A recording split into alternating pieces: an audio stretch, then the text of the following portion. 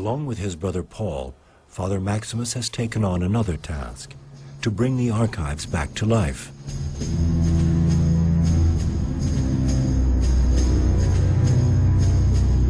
Among this debris which has been scattered over time, they will undoubtedly identify many treasures.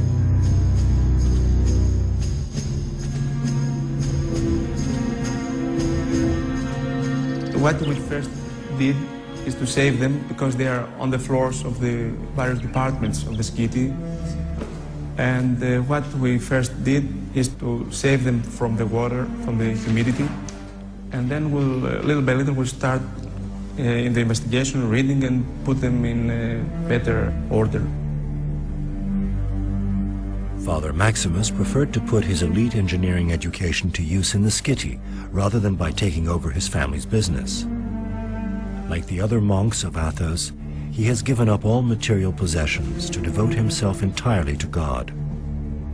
This sacrifice does not exclude, however, an active life in the monastic community. Deciphering the archives figures among the monastery's principal activities.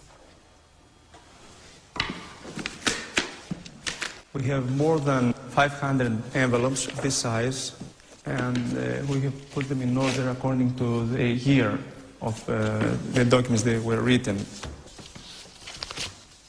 Many of them are letters.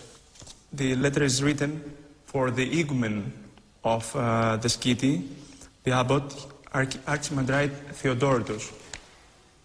All this paper, together with all the documents here in this library, describe the daily life of the old monks, so we can understand their life, how their services, their program, and their relations with the other monasteries.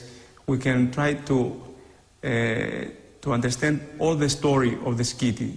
And this is for this reason, all the documents are very important for us, and very important for the history not only of the skitty, but the history of all the Mount Athos.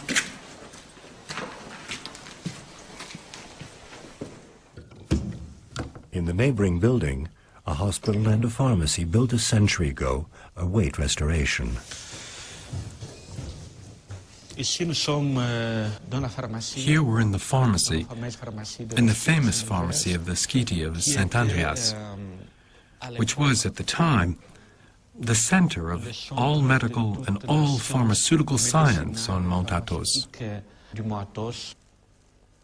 At the time, Mount Athos had a population of nearly 7,000 monks. It was a place where they could combine the modern science of the era and a tradition which dated back 1,000 years.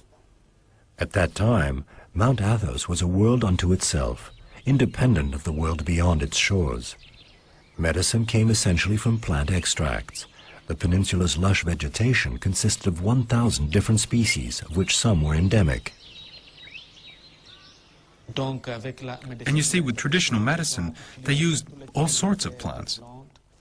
The monks themselves prepared the different medicines in the bottles, and they also made capsules. So we can see that there was a complete production of medicines and different preparations. Here are the dozens of drawers where the plants were organized and stored. The instant that I entered this place, I was so stunned that I took a pencil and I came over here against the wall and I wrote the date, 1990, when for the first time I saw this place. And that's the date when I decided on the project to save this place. But I'm disappointed to tell you that now we're almost at the year 2000 and we've done next to nothing. You see, it's very important to study all of this, to record all that is left, in order to restore a bit of the science of the time.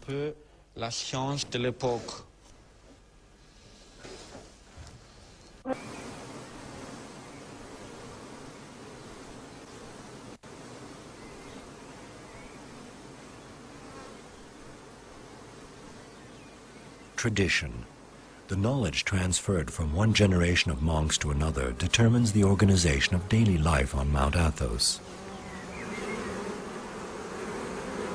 To bread, oil, olives, and vegetables, honey is added for a frugal menu that excludes meat. Bees also provide the wax that is necessary for making candles.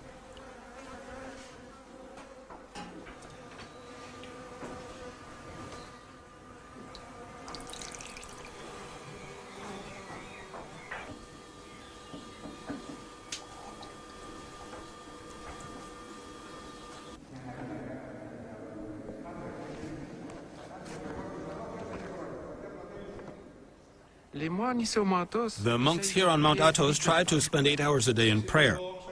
Here we say, Lord Jesus Christ, have mercy on me, or Holy Mother of God, save us. So when the faithful have a rosary, they say their beads. This is an activity that allows for the concentration necessary for the work of a monk. All the monks have this kind of rosary. It's a tradition that comes from the 3rd century. The human spirit can find it difficult to stay in prayer constantly. So this object, the beads, is a sacred gift of God to help us achieve constant prayer.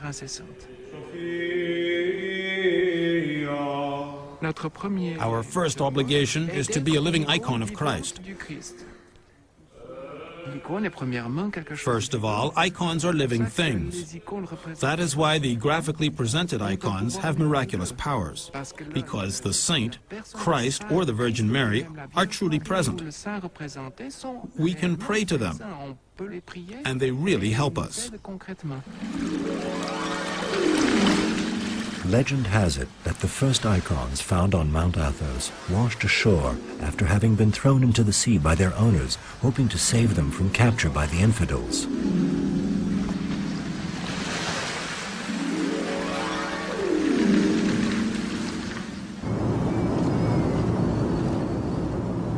There is also talk of certain icons that were not made by man, but rather are of divine origin. In this airplane flying Father Paul to Paris are icons of another nature that he must evaluate.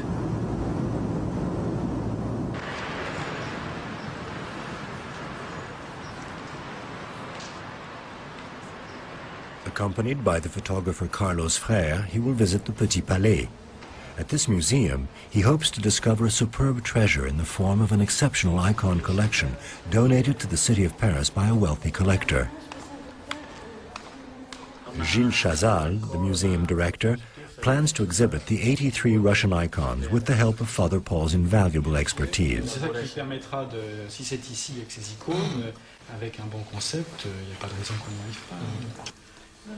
In preparation for this remarkable presentation, the curator, Marie-Christine Boucher, offers a behind-the-scene look at the treasures of the Petit Palais.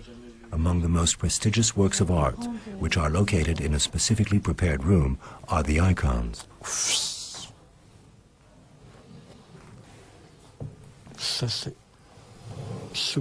is sublime. This is a true icon. It's the Virgin traditionally called Relicophilus, she who kisses Christ.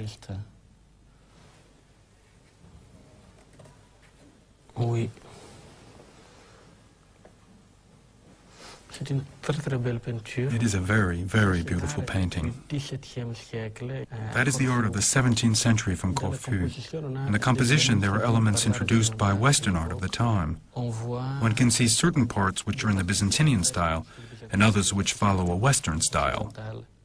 But you do things that I wouldn't dare do, that I certainly wouldn't let anyone else do.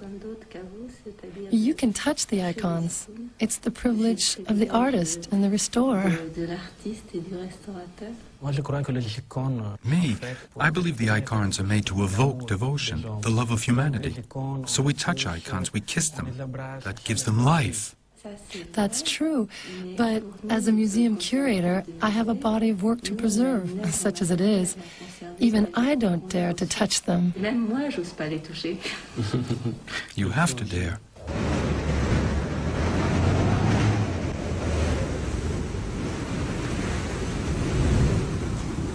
Winter is harsh on Mount Athos. and this desolate period of the year is most conducive to deep contemplation and meditation.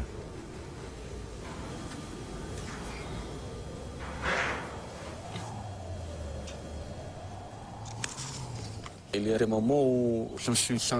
are times when I feel very tired, totally abandoned by humans and also by God.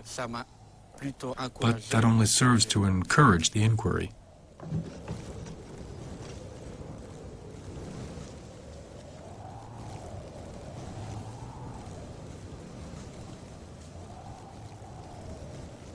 It is not the body that is dominant, it is the spirit that dominates the body. The winter is the time when it's really difficult place to live, because your needs increase. It's cold, there's no light. You feel alone, there aren't visitors.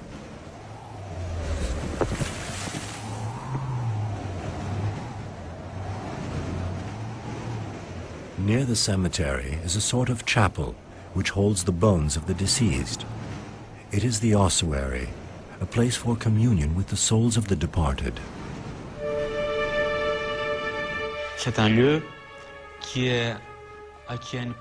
This is a very important place in the life of every monastery, because in the Orthodox tradition we show a particular respect for relics, for bones.